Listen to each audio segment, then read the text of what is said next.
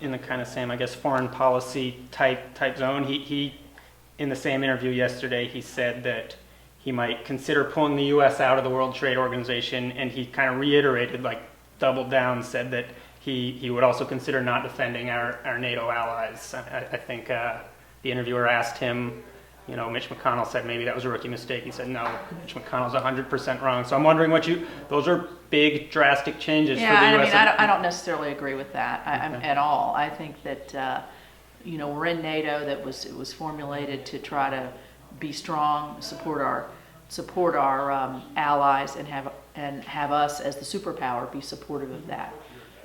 What I think he's upset about, and I think has some merit, is that a lot of these countries aren't paying their own way. They aren't paying any way.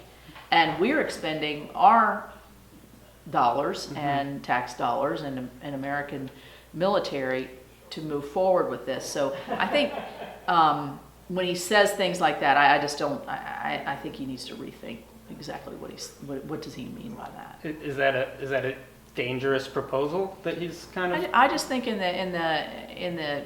the world in which we live, that you have to, what you're saying, words have meaning, and I think he has been used over the last year of his campaigning to be able to say things and then walk back and everything. I think as we're moving on, I'd like to see him, and maybe this is how he really feels, but I don't think that that's a consensus thought, certainly not with me.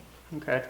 I almost feel silly asking about this, but on Friday, he again repeatedly kind of insinuated that Ted Cruz's father was involved with the JFK assassination. He cited as a source the National Enquirer, which he called credible. And I'm just wondering, I hate asking you what are your thoughts on this, but this guy's what are your thoughts? I mean, it's useless. I don't know why you would get back into that.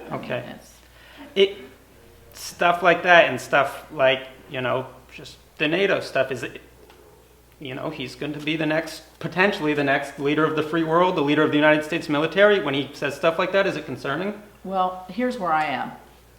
I am looking at our state, my state. That's the principal lens at which I'm viewing this election, which I don't think would surprise anybody.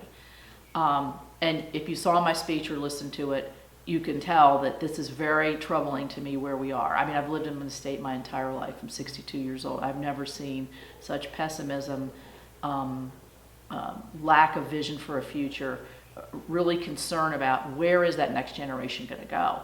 And to me, Hillary represents 4 more years of the 8 years that we've seen that I'm laying a lot of this at the doorstep. Not totally, but a lot of it at the doorstep of the policies of the last 8 years. I cannot stomach that for where I live. It's not a good future.